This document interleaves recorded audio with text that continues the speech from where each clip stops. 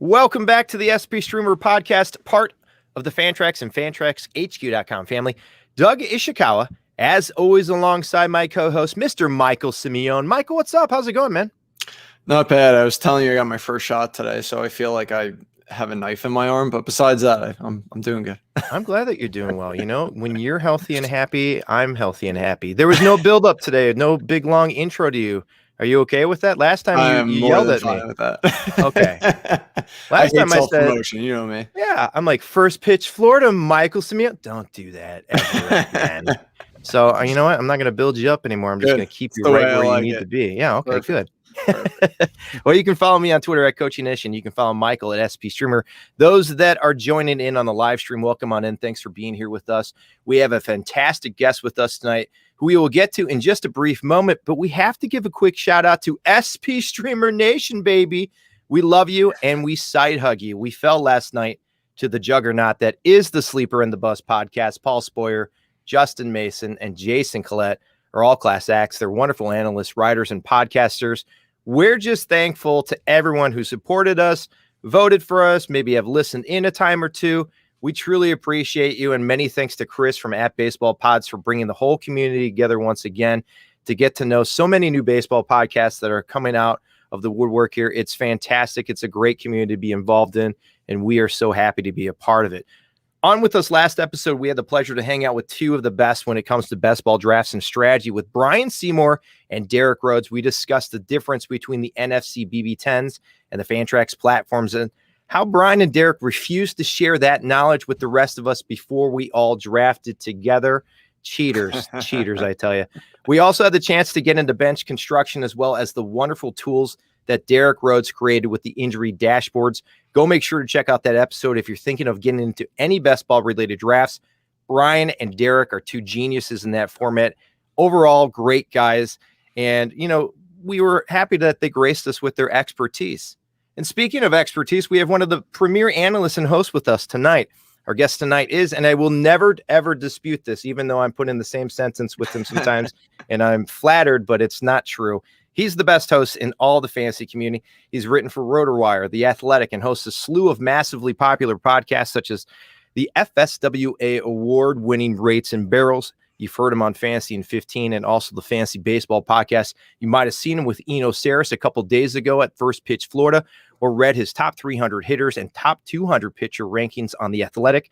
A seasoned veteran in labor, he won Tout Wars last year for the mixed auction, and now he's sniping me left and right in the Great Lakes Area Roto Fantasy Glarf League. You can follow him and all his great work at Derek VanRiper, the slickest voice in the industry. And as Nando DeFino would say, welcome to the show. It's DVR, a.k.a. Mr. Derek VanRiper. Welcome to the show, Derek. What is going on? Thanks for coming and hanging out with us tonight. Yeah, thanks for having me on, guys. Thanks for that great intro. And when you take everything I've done in my life and boil it down into one paragraph, it looks decent. I was going to say, that was one of the longer intros from Doug. That was a lot. Yeah, I tried to write one for myself the other day, and it was just 3 words. And then I was like, oh, I'll just have to erase all of this. Well, no one's pumping me up, Michael. I never make it the first pitch. One day we'll swap it where I do the intro and I'll pump you up. I will. Yeah, I love that. I'll sit back next episode. Let's do that. Perfect. When we were putting together this outline, I asked Michael, what's our angle with DVR?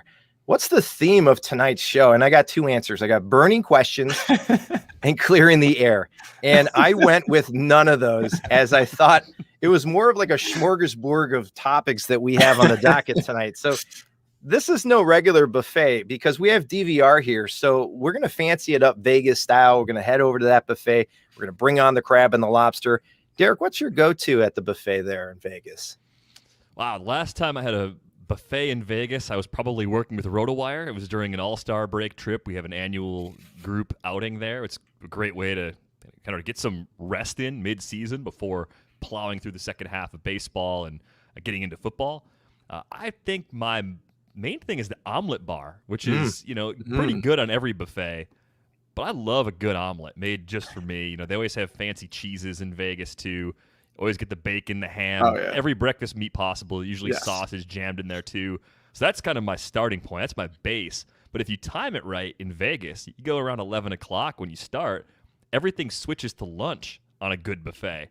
So you can get 2 really nice meals in if you time it right and you go in hungry. Love it.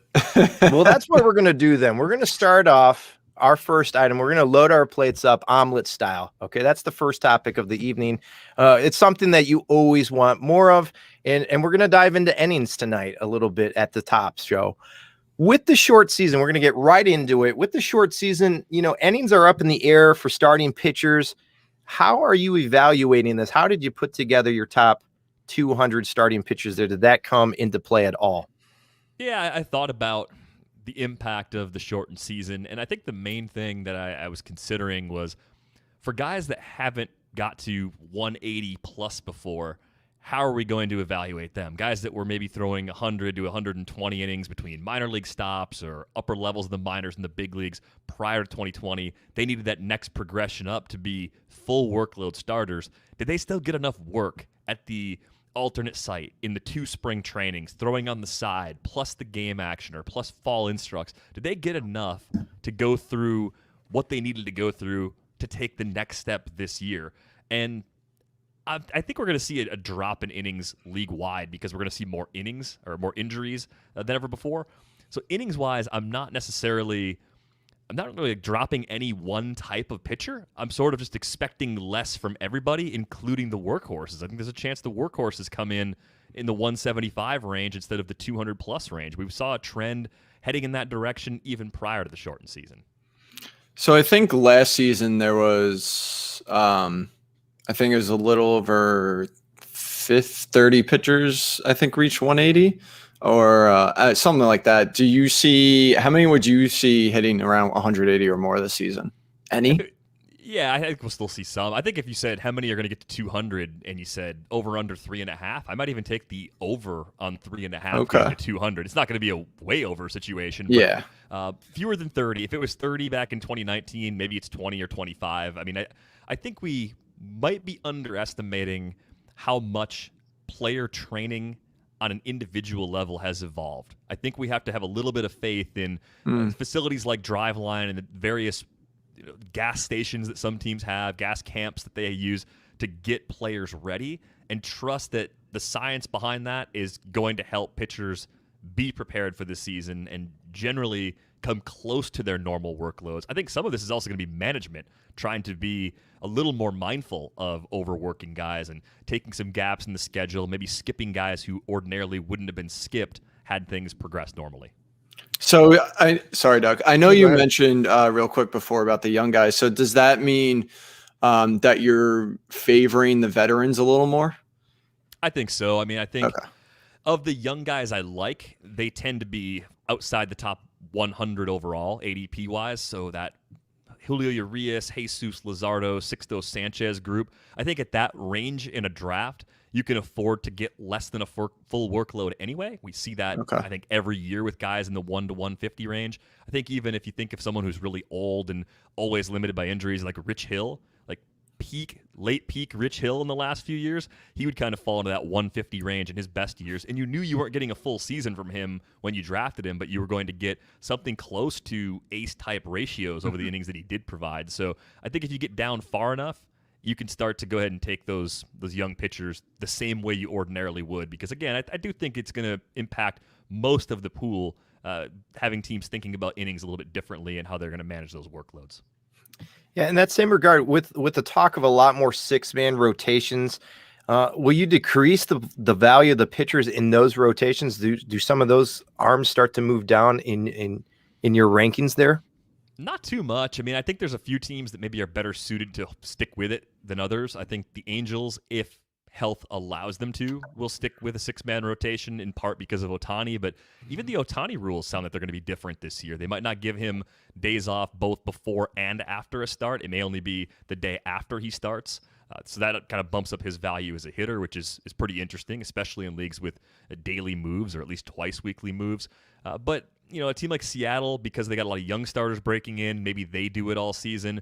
I think a lot of other teams are just looking at it as a way to manage innings early in the season, and as soon as injuries hit, as soon as they don't have 6 viable starters anymore, they're going to go down to 5. So It could be the first month of the season. It might be a tactic that teams want to use because we don't have the AAA season starting on time. You know, if you want to keep someone stretched out and you don't want them to go to the alternate site, which to me just sounds like some sort of Groundhog's Day hell. Like, players seem like they absolutely hated being there.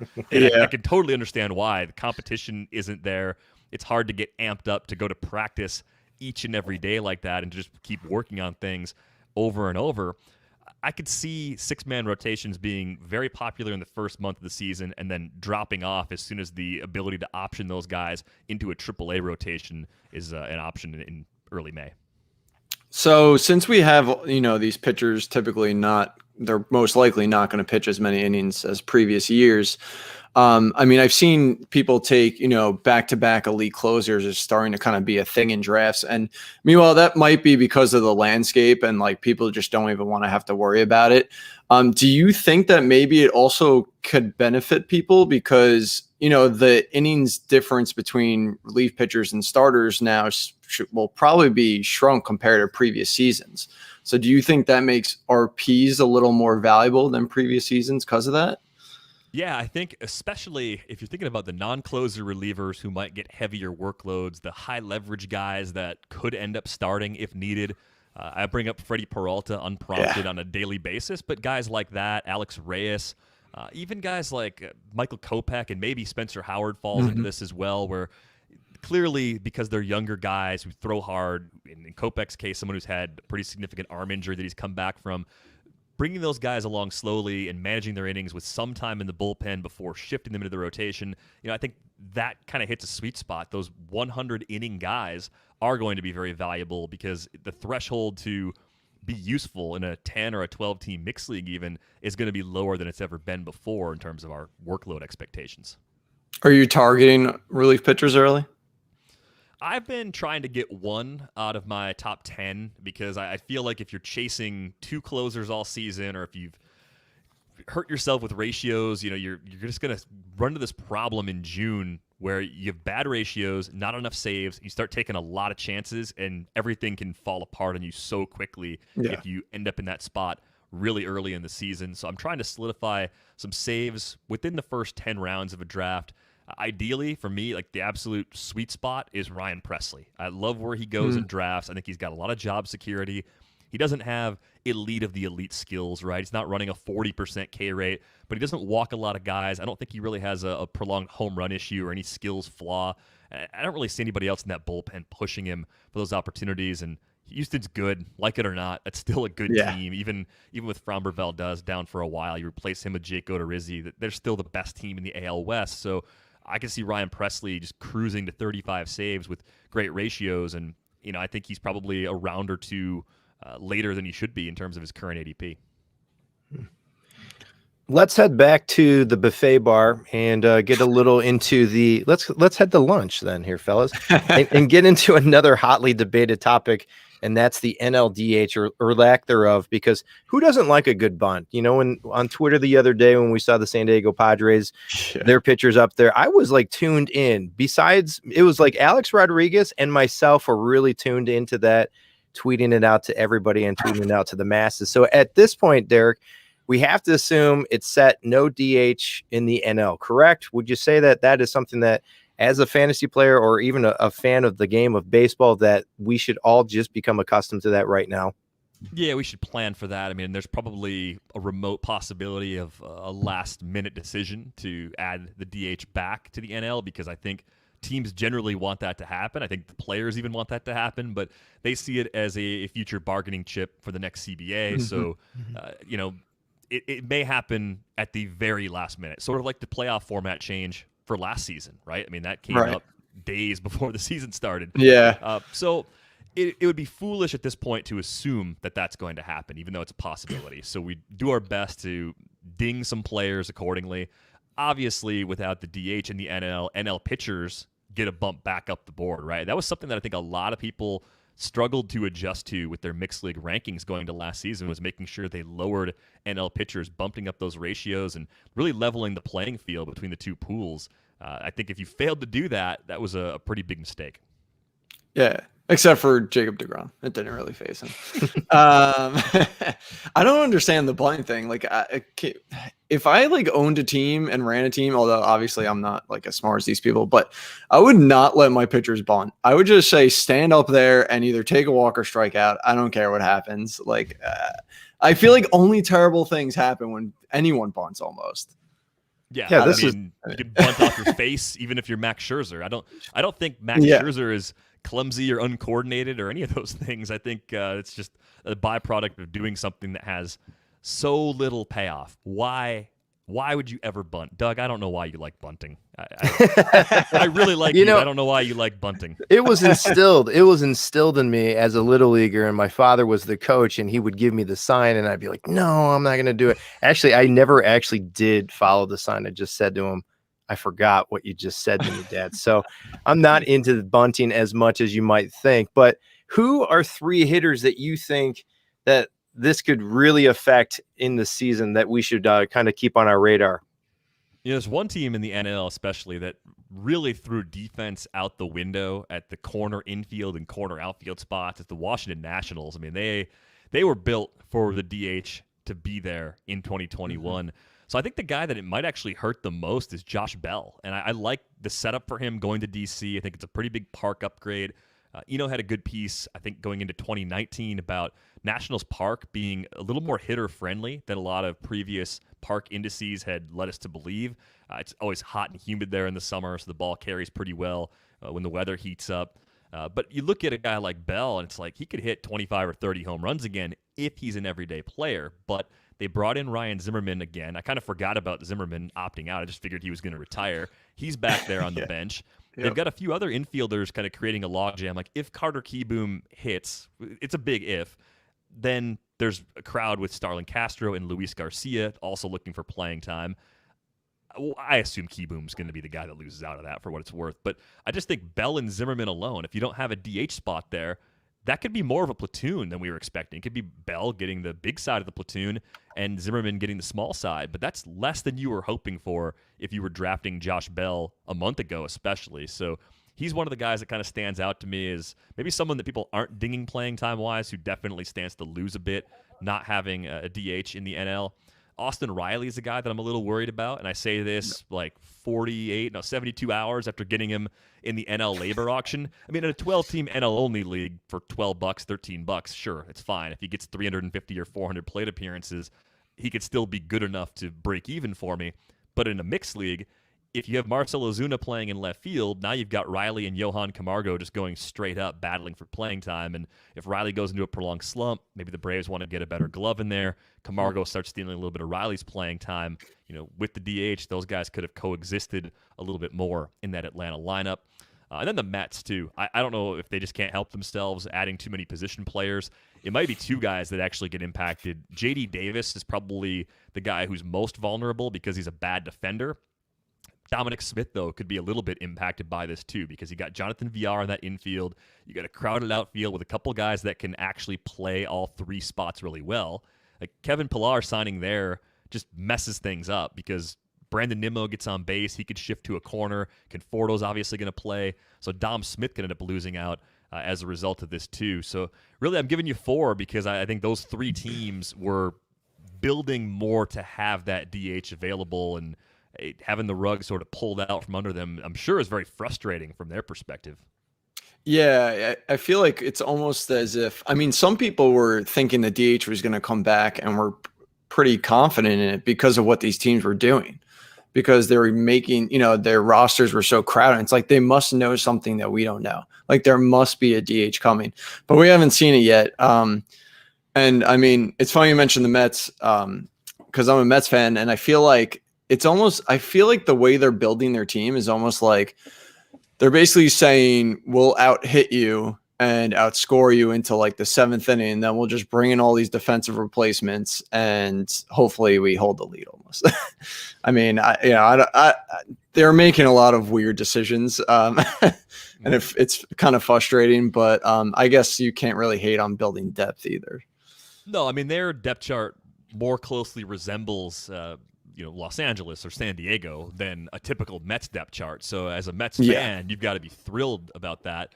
And I think you look at this team and you say there's probably, maybe 3 or 4 guys that aren't going to get impacted too much by the depth. Obviously, Francisco Lindor, I think he's kind of a max volume sort of player.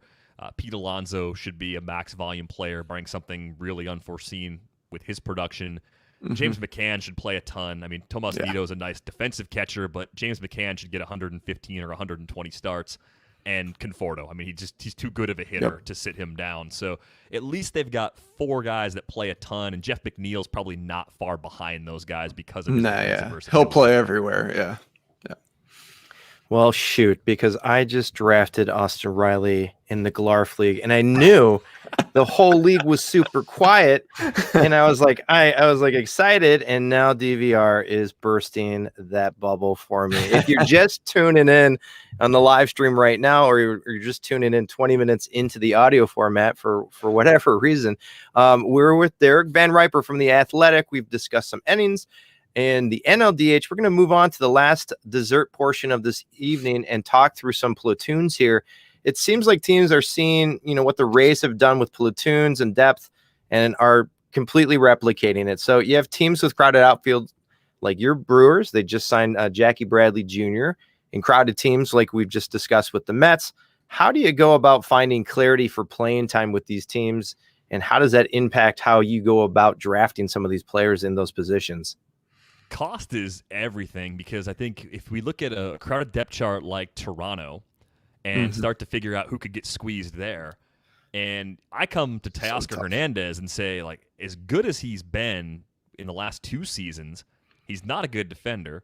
He's probably a better fantasy player than he is a real-life player, and things are a lot more crowded there. You had Springer to the outfield. You consider that Lourdes Gurriel is a good defender. Hernandez simply is a bad defender. Randall Grichuk is there. He's kind of redundant on that roster with Teoscar.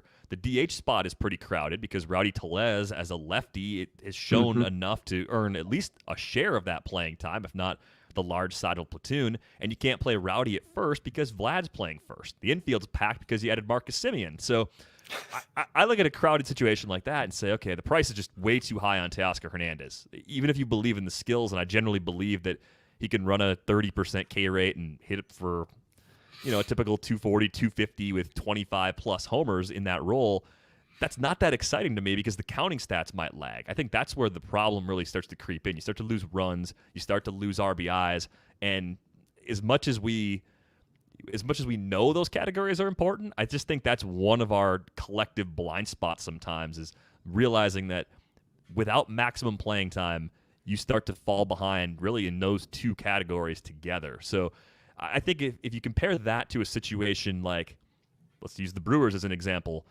like Avisail Garcia certainly loses playing time with Jackie Bradley Jr. there. Lorenzo Cain obviously loses some playing time too. I think they realized last year without Cain, they were overexposed defensively trying to put Garcia in center field. Look at their ADPs compared to someone like Teoscar Hernandez. I mean, Bradley and Avisail Garcia are probably fringe top 300 guys, and now that they're both in the same team, maybe they even slide a little bit from there. I think at the price, they actually make a little bit of sense in the right leagues. Are they going to be 10-team mixed league relevant? No, probably not when everybody's healthy. 12-teamers, maybe when the schedule lines up right or when someone's dinged up, you could get away with it there.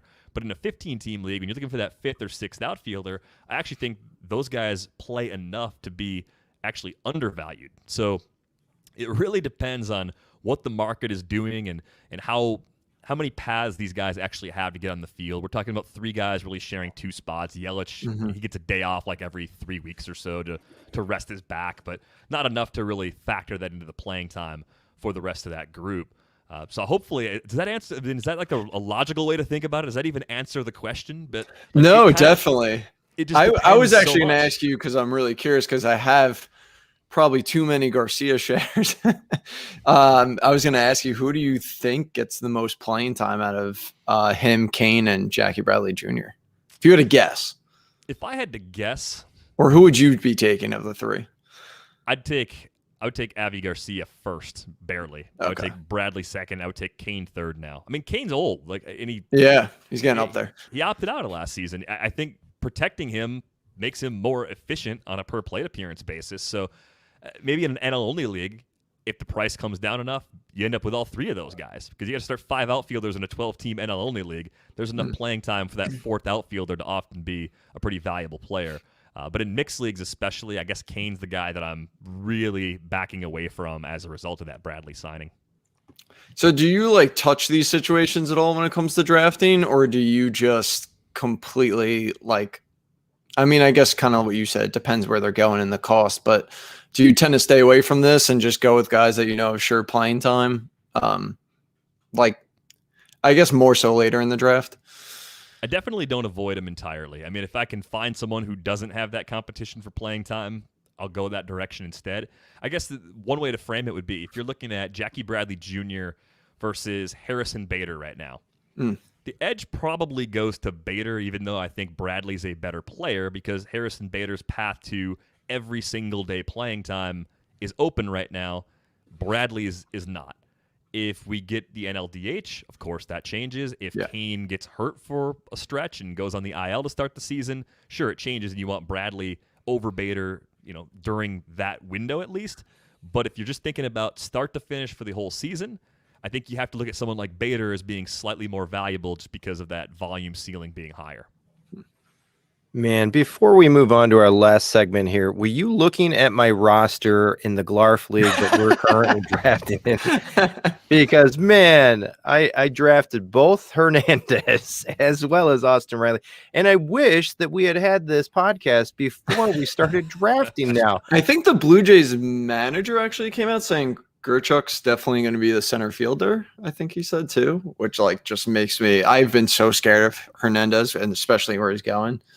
So sorry, Doug. Well, that's not good news all around for me, guys. Well, great. Good to know. And stay away from those murky situations. Good thing. Good.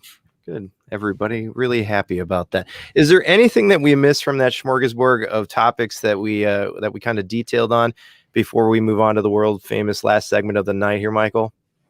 No, I think we're good. You know how we like to do, Doug. We just like to get to the point. Yeah, we do. We're like the fastest fantasy baseball podcast in the land. We don't have 2 hours. We just don't.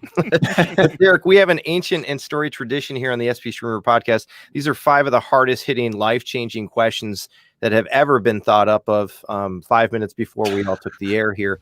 But Michael likes to lead it off, so why don't you take it? Why don't you take it from here, Michael? Because I got to go lick my wounds and cry a little bit. All right. First question, Derek. What is your best personal sports achievement? Oh, my best personal sports achievement. I was the #1 singles player on my varsity tennis team when I was a senior in high school.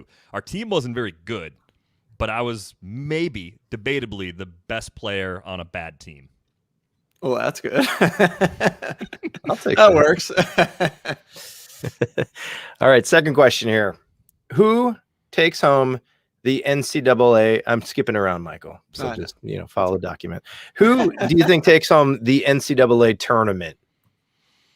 I got to go with Wisconsin. They've been inconsistent all year, but they were the simulated national champions a year ago. I got the RotoWare t-shirt for that, and I think they could be just the kind of team that wins in a weird year. Obviously, the powerhouses are down in a big way, so this tournament could be unlike anything we've ever really seen before in March. Yeah, they start the Big Ten tournament, I think, tomorrow. I know, we have people here on my side of the family that went to the University of Illinois, so they've been very excited for their season, but we'll see what the Badgers can do as well. Michael? All right. Favorite podcast or one of your favorite podcast moments with Eno?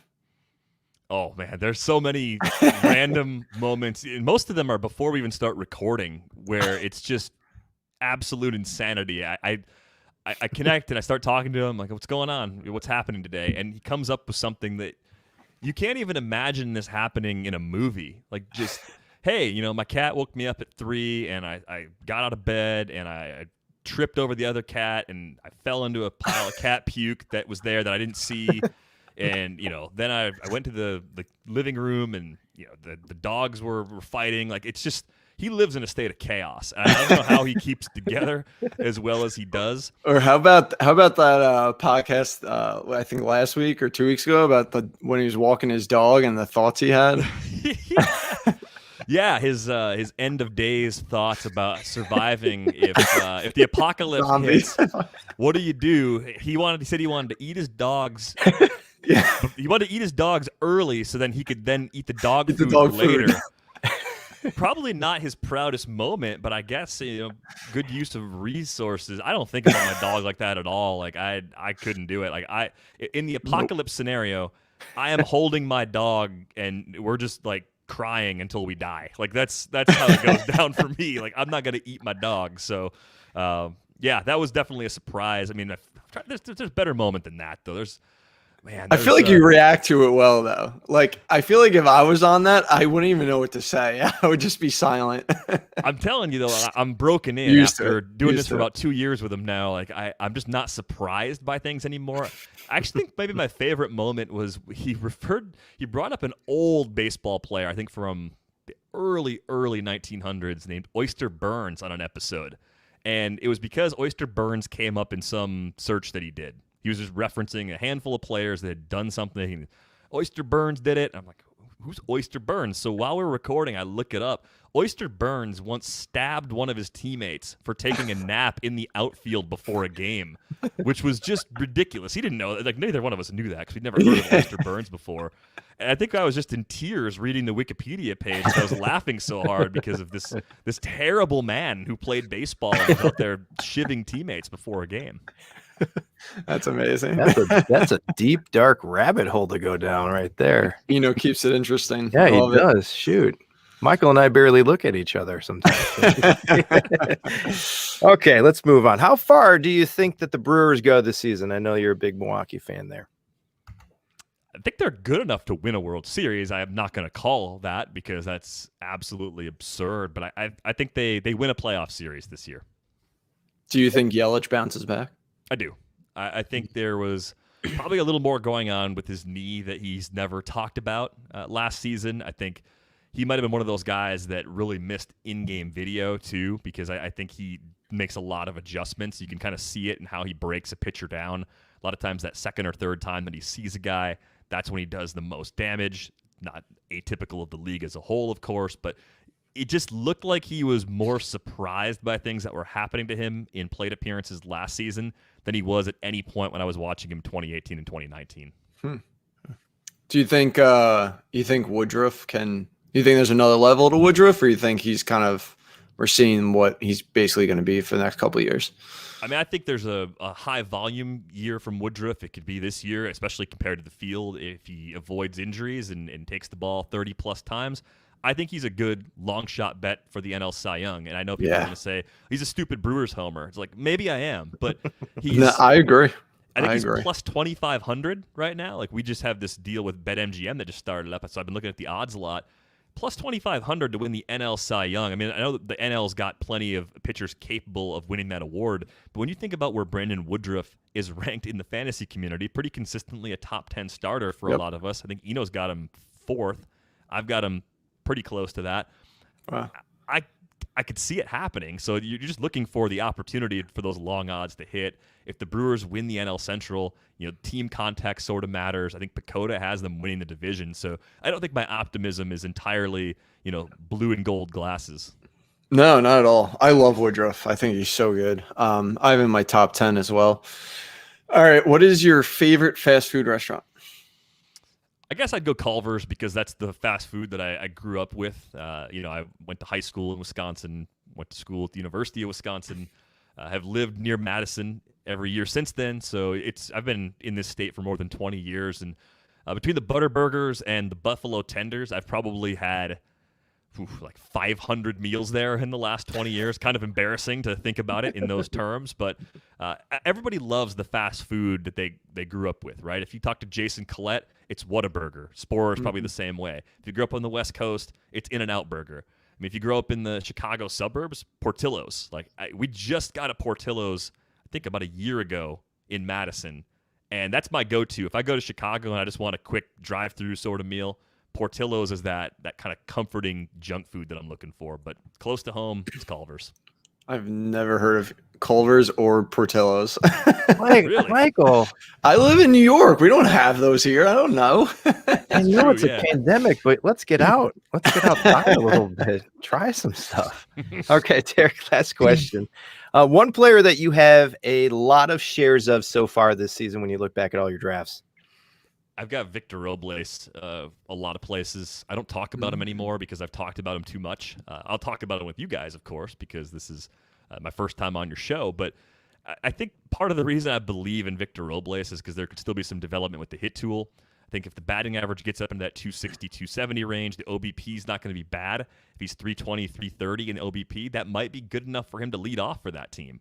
Even if he's not leading off, we saw double-digit home runs. We saw well over 20 steals in 2019. I know he showed up heavy in summer camp last year, never quite got right.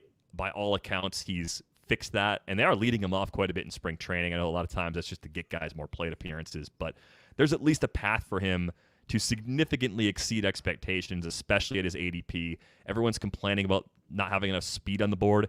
He's a good defender when he's right. He's going to be on the field a lot. We talked about playing time earlier. So Victor Robles is that guy that I have a lot of places already, and I will continue to get Victor Robles as we move through this draft season. And he's really young still, right? Yeah. I think he's still 23. Yeah, that's crazy. I feel like we've been talking about him forever.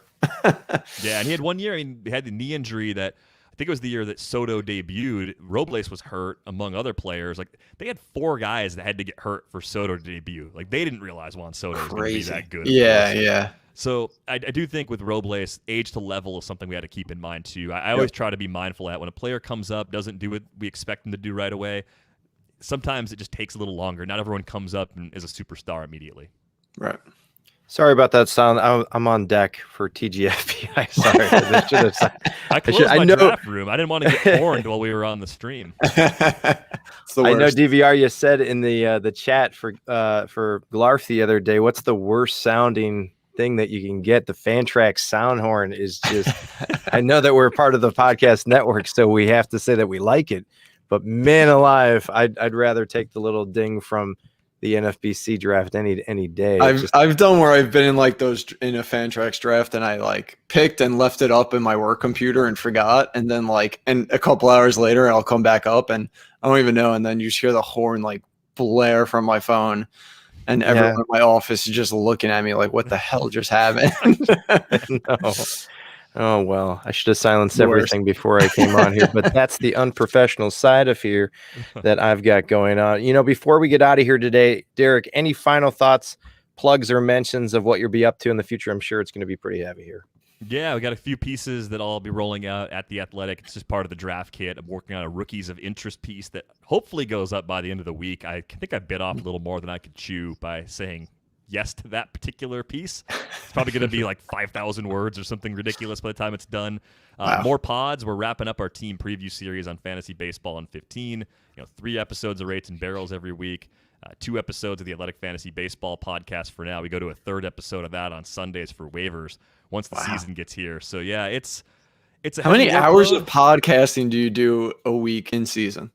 Would you say? Actual like on mic recording time, probably close to 10 on mic hours, and then production time and planning time, and then some writing. So it's do what you love, and you never work a day in your life, right? Yeah, that's amazing. Can I ask one question too? Whenever I listen to you guys' podcast, how is Michael Beller so quick with that BetMGM ad that he does? Is that sped up? Because that is the most professional fast take that I listen to it all the time, and I'm like, man, is he sped up there, DVR? I don't think he sped that up. I think he did a few takes until he got through it as quickly as he possibly could. And, we're doing some of the Rates and Barrels. Well, all the Rates and Barrels now are on YouTube. And I guess the rules on YouTube are that you got to read your ads live. You can't cut them in later. Mm-hmm. So I got to read the disclaimer on video. And to hit that without stumbling is way more difficult than you think. So we'll have to race sometime. I'll race him. Maybe in about a month or so, we'll have an opening day speed read on the BetMGM legal disclaimer. There you go. That's funny. You got to get through the states. It's tough to get through the states, but we do appreciate you hanging out with us, coming on. It's very nice to meet you, and thank you for being here with us. Thanks for having me on, guys. Yes. Thank you, DVR. Appreciate it, man. Michael, good chat today. Good to see you. Yeah, it's always fun. I always like looking at your face. Thanks. I appreciate that. I hope that you feel better. Yeah. A healthy and happy Michael is a healthy and happy Michael for everybody out there. Folks that are still listening, join the SP Streamer Discord. We're up to over 200 members. It's 24/7 baseball mixed in with some fun contests. We got those Mike curling gifts and some really great discussions on topics like player analysis, ADP, and draft strategy. Don't listen to any of my draft strategy. We have learned that tonight. But come and hang out with us. We would love you to be able to be part of what we've got building on at spstreamer.com. And we hope to help you win your fantasy league. Sale for Michael's draft kit has begun. We have an all-star group of writers and analysts that were a part of that this year. Make sure to pick yours up today. And we're also so happy to once again tell you about Solo Stove. DVR, have you heard about Solo Stove before? I have not, Doug. Oh, well, let me tell you a little bit about it. It's cold in Wisconsin, although it's been kind of nice weather here in the Midwest as of late, but winter is sadly still here. But by going to our link, you can make it a bit better by getting your hands. These are the most beautiful, awesome stainless steel, near smokeless fire pits around. Michael, tell me that you've opened yours up? Yes, I have opened it.